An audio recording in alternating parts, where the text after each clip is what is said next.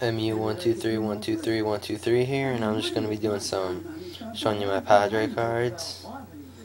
So let's just get started.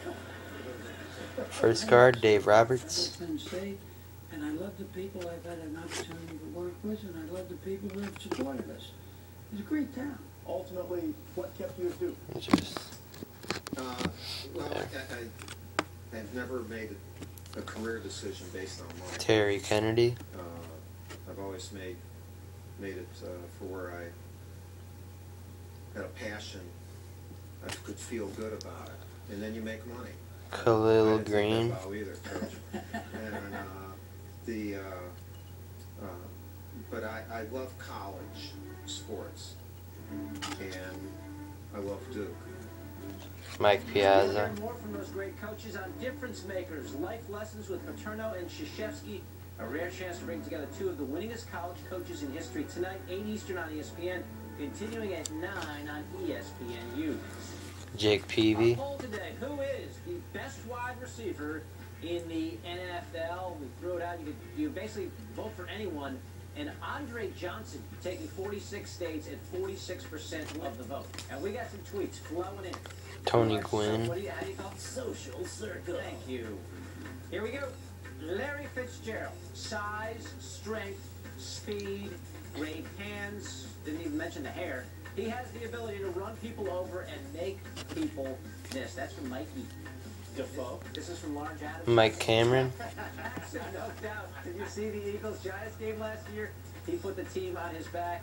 And then this final one. Andre is by far the best wide receiver in the game today and in the past 5 years, year in, year out. Thanks for the tweets. Some of the tweets in their Twitter handles, pretty fun. Yeah, let's go through the top 10. Here we go. The Dirk Nowitzki Lego. Look at that. I'm not sure the face looks like it, but everything else. Roberto Alomar. That took 40,000 Legos in 20 hours by Cal Walsh. Nicely done at the top left. At number 9, Utah charity golf event, and our own Steve Young putting for charity. It's good from 50 feet away, and a $10,000 check to a charity of his choice. Nick Hundley. Only a 77-year-old grandmother had previously achieved the putt. It really does water down the product when the 77-year-old grandmother does the job. Curtis Granderson hauling it down, deep center field, and Corey Hart's in no man's land. Corey rounded second base and then went. Jake Peavy. Caught that ball. Did he? Yeah, he caught it. The relay from Robbie Cano, double play. Yankees keep winning 5-2. The American Marty Fish having all sorts of problems yesterday with Robbie Mark on the Grant. ball. This is just athleticism, great length, and just it. Rafa advancing at Wimbledon. Jimmy Jones. The Royals and the Padres, very regal game between these teams. Chris DeNorfia, come on over. Yeah, keep coming. Thank you. Right inside the line. Dandy little textbook slide to avoid the wall. DeNorfia with the plug. Similar play in Seattle. Tony Fernandez. From another left fielder, Carlos Peguero. Sliding catch off the bat of Nick McLeod. Took a little divot. Replace your divot, please. Mariners lost 5-3. To the FIFA Women's World Cup, Brazil and Australia. Watch the Brazilian Cristiane in traffic. It just basically keeps the ball away from everyone else and finds Rosana for the Gary goal. Templeton. The knee, the head to Rosana. And That was a total song, wasn't it? Rosanna? Rosana. Easy, we might have to pay for something. Exactly. Number 3, Jason Bay. Nice extension there, fighting the sun as well. Mets roll 16-9, most runs they've ever scored without hitting a home run. Mike Maddox. Cardinals and Orioles giving us our last 2 top plays. This from Blake Davis. Getting the uniform dirty and spearing that one off the bat of Mark Hamilton. That's number 2. Number 1. Don Reynolds. Yeah, Skip Schumacher. Glove flip to get the speedy Felix B.A. Cardinals win this game 5-1. But was that play able to... Greg W. Harris. Best of the best champion, the Cirque du Soleil Ultimate Warrior. This from Monday, the flip. That's a 2.5 gainer right there. That is all sorts of flexibility. You talk about Larry Fitzgerald. John Kruk. And hair flexibility. Body strength. And the Ultimate Warrior reigns for yet another day. 56.8% of the vote. Cirque du Soleil remains the champion. Thanks for voting. Cirque du Soleil would win every time. They're the best. I've never seen it. I don't want to do advertising. It's a good show. That'll do it for us.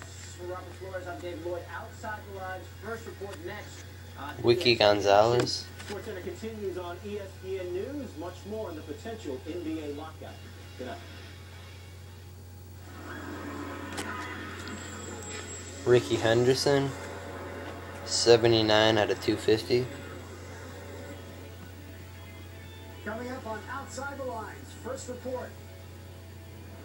The Dodgers were the jewel of baseball. We've gradually put together a group that I think if the team goes on the market, then we will be a strong front runner because we will have the trust of the fans. Mike Pagolarulo. The commissioner and has taken the troubled team into bankruptcy. What will it take to restore their luster?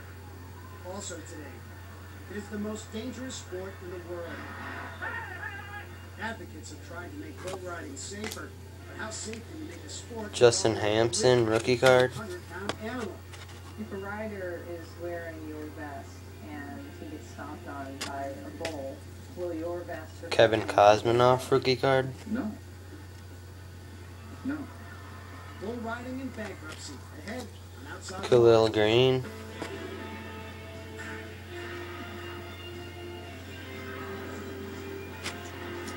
Brian Giles.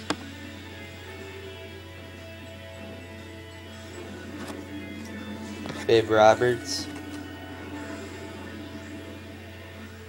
And now, sitting in for Bob Tim Flannery. TJ Quinn. There are teams with more pennants and more World Series titles, but there was always something different about the Dickie Dodgers. Thon. Now the franchise that created the Dodger way is in bankruptcy. His owner, Frank McCourt, tries to keep some control of Alan the Embry. accused of destroying. Bud Selig wants him out and is now trying to convince a federal bankruptcy judge to let Major League Baseball Mike Piazza. sort out itself. And lest we forget about the Dodgers in uniform, the team is dead last in the National League West. So how did this storied franchise get to this point? It all goes back to 2004, when Frank McCourt and his wife bought the team Chris Young. for $430 million. It was October 2009. It started to fall apart when they began to battle for ownership after filing for divorce. April this year, Major League Baseball took over day-to-day operations. 2005 San Diego Padres. And it was just this week Frank McCourt filed Chapter 11 bankruptcy in an attempt to keep the team. Let's bring in former Commissioner Fay Vincent, who held his job from 1989 to 1992, and has written about Doug this topic. Mirabelli. Fay, how did the Dodgers get to this point?